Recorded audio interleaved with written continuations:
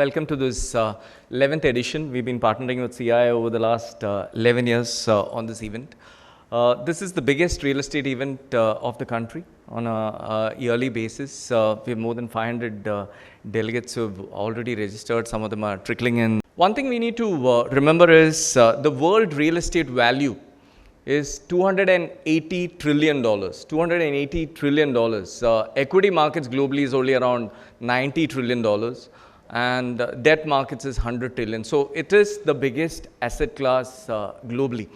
If you look at globally, most countries over the last 10 years has seen price increases, has seen credit growth, both very, very important for the sector. There's a lot of gloom and doom happening, talk about the real estate sector in our country. But let's look at the positives. The economy is very, very stable. Population growth is better than before. We are talking about better regulatory environment, and things are getting more affordable. These are definitely things we need to cheer about. Consolidation we are seeing is happening at a much faster pace than expected. We were hoping consolidation will happen post RERA, GST demonetization, but since IL&FS, we've seen consolidation happen in a much faster way than expected. There was a recent research report which said that close to 3,500 developers were active in 2012, which has today become less than 1,500 developers active across the country. What developers need to focus on is real estate is no longer a brick and mortar play. It is a very service-oriented play, and that everybody needs to keep in mind. There's massive amount of changes happening on the social front, on the demographic front, and the technology front. It's for the developers to understand what are these changes, learn from it, and change. CapEx is something everybody needs to be focusing on because obsolescence of buildings is something which is a big challenge. So everybody needs to keep a separate budget for CapEx, for upgradation. Another big worry is how relevant is your building in terms of when, from a physical point of view and a technology point of view, how can you keep upgrading? We have seen in the good times, bad times, good products will always sell in good times and in bad times. How do you provide the next level of services to your products become the key issue. The future is mixed use. We see in most Indian cities, most developers still not focusing on mixed use developments. Millennials want to live, work and play in the same area. And globally, we have seen the most successful projects are projects which are mixed use. Developers today, again, are expected to provide lots of amenities and those experiences that go beyond the basic requirements of what a customer is looking at. Although it's a period of modest growth, and even in a strong economy, we need to keep in mind that customers have a limit to pay, whether it's your home buyer or your office user or your retailer. He has a limit to pay, and one needs to keep that in mind.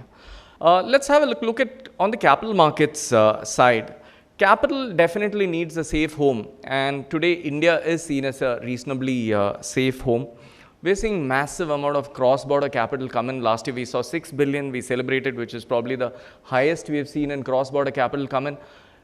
Imagine what's the number for the US. US is close to 450 billion, and a small country like South Korea gets around 22 billion, and we celebrate at 6, which is still not bad. So look at the opportunity there. Real estate debt funds will definitely bounce back because globally, giving debt to real estate is definitely seen as a more safer bet than owning real estate. Today, we are seeing massive amount of interest coming in from newer sources of capital, especially from countries like Japan and Middle East. Again, newer players coming in. Let's move to office and see what are some of the big themes we are seeing. Eventually, there will be some amount of correction in commercial. It cannot keep growing the way it was growing. 5 years back, demand was just around 19 million. And today we are talking this year, touching close to 38-40 million square feet of office. It cannot go like that. Eventually, we need to be prepared for a correction. Developers need to understand what is driving occupier needs. Portfolios are shrinking. Today, global portfolios, there are people focusing more on flexibility and agility, which means the importance of flex space increases. Density is definitely increasing across portfolios, which means developers, it's going to be more intensively used, which means developers need to spend more capex there. Owners and developers need to start thinking of how work gets done and by whom. Liquid workforce is transforming the way office real estate is being used. Again, two things to be kept in mind is collaboration initiatives of various companies, and the mental and physical health of employees is something which office occupiers are looking at. Moving to residential, one needs to get used to the fact that the governments will always encourage an oversupply situation. So we can't expect too much of price increase going forward in the residential sector. It's good for the country, it's good for the government if the oversupply situation is there in the real estate market. One thing to cheer about is the residential real estate market is still at a very early cycle. It kind of bottomed out in 2017, and it's kind of slowly making a comeback. That's something to cheer about. Going forward, the key theme in the residential market will be micro apartments, we believe. Apartments in the sizes of 150 square feet to 350 square feet. We also believe there will be investor interest, global investor interest in this kind of asset class, mainly driven by demand from young professionals, from students, from single person households, from business travelers, tourists, driven by Airbnb kind of apps. Moving to industrial, we are seeing unprecedented growth in the industrial sector in the country, mainly driven by the 3PL boom and the e-commerce boom. We hope in the next 2 years, industrial demand could actually equal that of office space demand. 3-4 years back, I remember in this panel, we are talking of industrial being an emerging asset class, and today we are talking about it equaling office. Design of industrial developers need to keep in mind with robotics and automated vehicles coming in. You need to think of how the design would be catered to. And also remember, warehousing across the world is slowly shifting closer to the city as companies like Amazon start offering same-day delivery. Moving to retail, very, very important for developers to give flexibility to retailers, because not one size fits all. There are all kinds of retailers who like different sizes. That is very important. Globally, e-commerce, today it's 11%. In the next 3 years is expected to become 18% of the global online sales. Malls eventually will become community spaces for the neighborhood where they cater from. I would like to take this opportunity to remind the audience, given all the doom and gloom in the, about the industry, today we are seeing record demand, record prices, and lowest vacancies in the office asset class, in the retail asset class, and in the industrial asset class. Residential front, I was just checking the numbers yesterday. From the first half of 2017 to today, we have seen a 52% growth of residential sales.